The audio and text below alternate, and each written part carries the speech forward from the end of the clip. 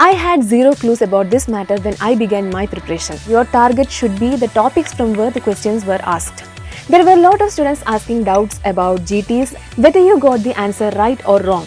You should go through each answer and its explanation. Here you will attend the exam with a lot of stress when you see other aspirants sitting next to you. It may consume a lot of your time and it will be tiresome and exhaustive in the beginning, but you should learn to make that process faster. Don't get bothered by your pathetic scores in the beginning and don't complain if your GT scores are not improving till the last. I guarantee you that each test will improve your MCQ solving skill. Coming to the bonus information, I am going to tell you 10. Hello everyone, a warm namaskaram to all of you. I am Dr. Shruti Jyotis. This is my second English video in NEET PG preparation series. I am so happy to see your response for the video I made about NEET PG 2021 preparation timetable. For those people who have not yet watched it, I have given the link in the description box below. And thank you so much for your support and love. Today we are going to discuss about how to identify high yield topics for NEET PG entrance exam. I am making this video immediately because I have got many requests to make a video on this topic. So let's begin. I had zero clues about this matter when I began my preparation. As I evolved through the course of my preparation, I tried some methods which was found useful for me at the end for the real exam. Okay, let's get into the matter. The first and foremost method to identify high yield topic is through your previous year questions. When I say previous year questions, most of you will misunderstand this term. What I meant by previous year question is not just mugging up the question and answer as such. Once you get a previous year question, you should search and study the in-depth theory that underlie that question. And you should be thorough about all the relevant basics revolving around that particular topic. And once you get a question similar to one of your previous year MCQ next time, you will make sure that you won't miss it. Suppose your previous year question was about claw hand. You should learn about claw hand, the course of ulnar nerve and brachial plexus. Next time you get any question related to brachial plexus, you should be able to answer that within seconds. Minimum previous 2-3 years NEET PG as well as AIIMS questions should be on your tip. Again, I am saying it's not the question that you have to learn. Your target should be the topics from where the questions were asked. AIIMS MCQs can get repeated as such usually, but NEET PG MCQs won't get repeated that frequently, but the topics definitely do. Now, the second reliable source of high yield topic is your GTs, Grand Test. There were a lot of students asking doubts about GTs. Before talking about GT, I will give you an extra tip. For those people who are still confused about which coaching institute or app to follow, it's high time to stop getting confused. Trust your gut and believe in any two of these. I will recommend you to follow one of these coaching institute and one of these two apps.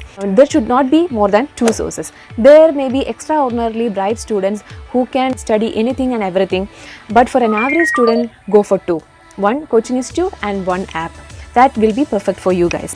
Again, coming back to GTs. While giving GT, you should give the test like you give the real exam. What mistake I made during my GTs where I give the grand test in a very passive mode. I won't read the questions carefully.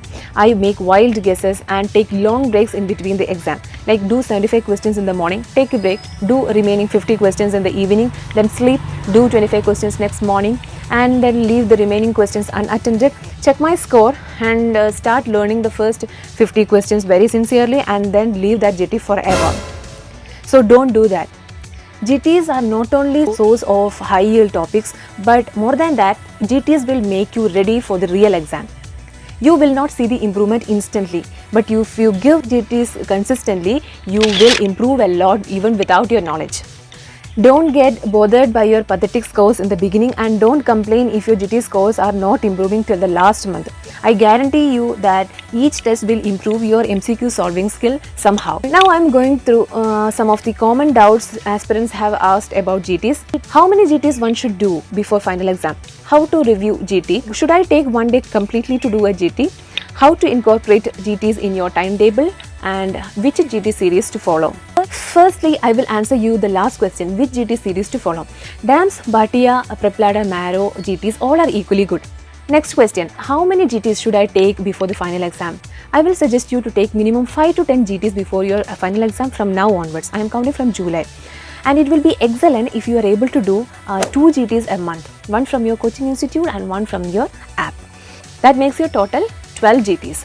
And if you're not able to do that much GTs with your current schedule and classes, it will be good if you can do minimum 5 GTs before the final exam from now onwards. Here, don't confuse yourself with CBT. I am not mentioning about CBT. This is only about GTs. Okay, next question. Should I take one day completely to do a GT? No, never. You should never take one day completely to do a GT. You should take the exact amount of time that you get for the final exam. Here I have already mentioned my mistakes. You should take the exam very seriously. You should sit in a quiet place, sit there for 3.5 hours and do the exam, give the exam within that time limit. Next question, how to review GT?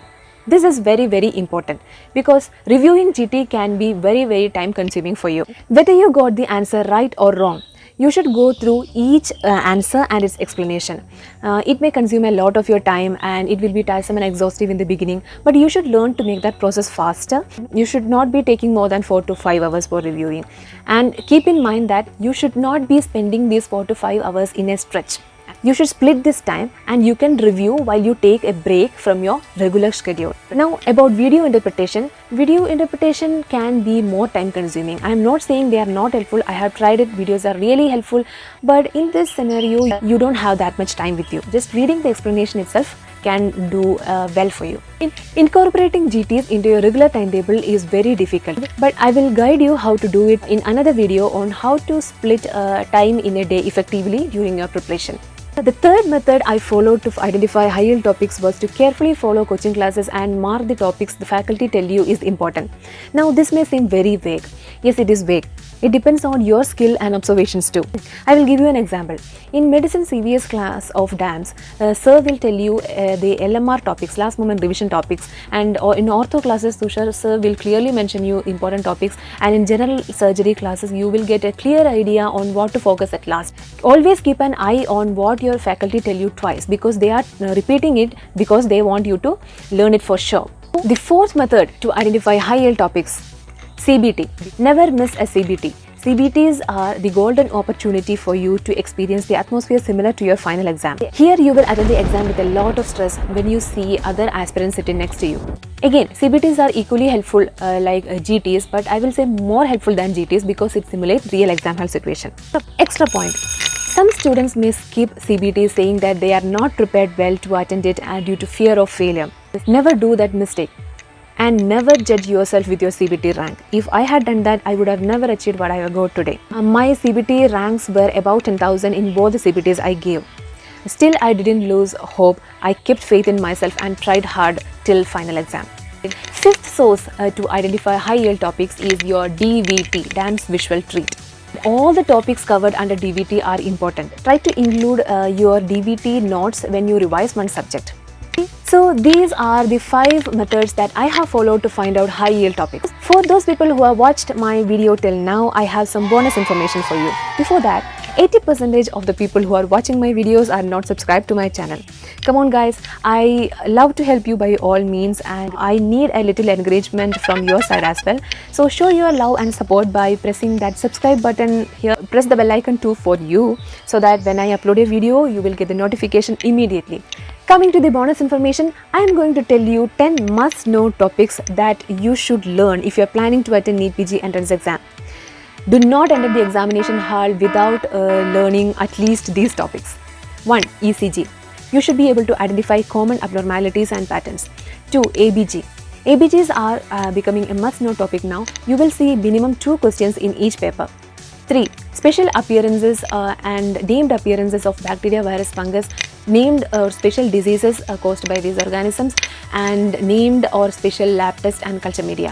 4. Waste management. You should know which waste goes to which color bin and you should be able to categorize waste according to color code. 5. Radiology images. At least you should be able to differentiate EDH, SDH, SAH and internal hemorrhage, and you should concentrate on barium studies. Pathoslides in general as well as systemic are important, but you should give extra importance to systemic pathoslides. 7. General surgery as such is very, very important, and examples are IV cannula, color and gauge, suture materials and knots. 8. IPC sections, especially rape and perjury.